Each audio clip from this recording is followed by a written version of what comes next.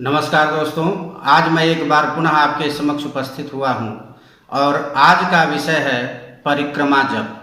दोस्तों, आप जानते हैं कि जप के कई प्रकार हैं, जैसे वाचिक जप जो बोलकर किया जाता है, उपांशु जप जिसमें केवल होठ हिलते हैं लेकिन शब्द स्पष्ट नहीं होते, उसको उपांशु जप कहते हैं। मानसिक जप जो मन में ही चलता है, न उसमें होठ हिलते हैं न शब्द सुनाई पड़ता है, वो मानसिक जप है। और एक अजपा जप है जो हम अपने श्वास को ही, जो हमारा श्वास चल रहा है वह नित्य प्रति ईश्वर के तार से जुड़ा हुआ है, ईश्वर से जुड़ा हुआ है, जो सोहम की ध्वनि करते रहता है, उस पर ध्यान केंद्रित करने को अजपा जप कहते हैं। दोस्तों, इस 4 जप के अतिरिक्त एक परिक्रमा जप है जो हम चलते फिरते भी कर सकते हैं।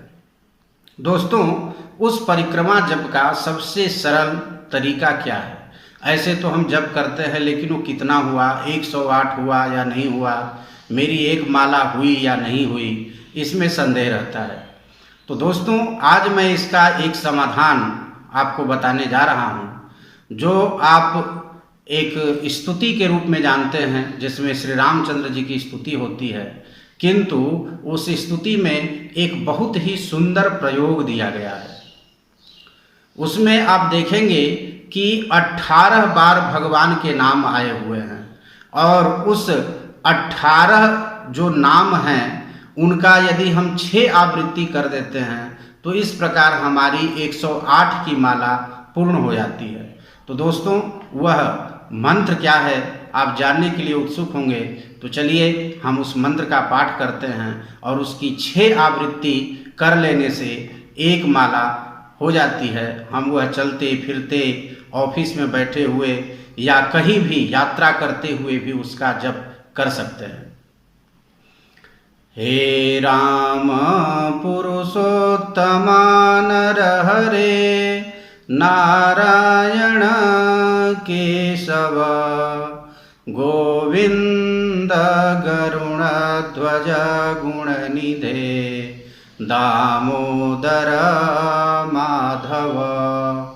हे कृष्ण कमलापते यदुपते सीतापते श्रीपते वैकुंठाधिपते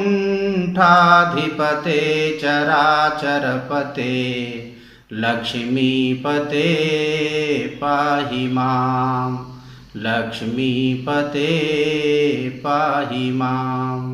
दोस्तों, ये है स्तुति, ये है मंत्र जिसमें 18 बार भगवान के नाम आए हुए हैं, और इसका पाठ करने से 18 पुराण के पाठ भी हो जाते हैं, और कोई भी गीता उपनिषद पढ़ने की जरूरत नहीं है, उसके सभी फल इसको पाठ करते ही प्राप्त हो जाते हैं। तो दोस्तों, एक बात का अवश्य ध्यान रखें, क्योंकि पुस्तकों में भी गलत लिखा हुआ रहता है, हे रामा पुरुषोत्तमा ऐसा लिखा हुआ रहता है। तो आ की मात्रा नहीं लगानी है, हे राम पुरुषोत्तम, इस प्रकार से पाठ करना है।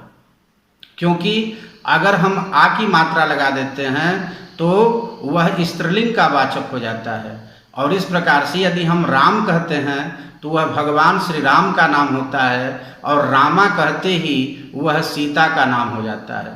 तो इस प्रकार से हम केवल प्रभु के नाम का जप कर रहे हैं, इसलिए राम कहेंगे, रामा नहीं कहेंगे।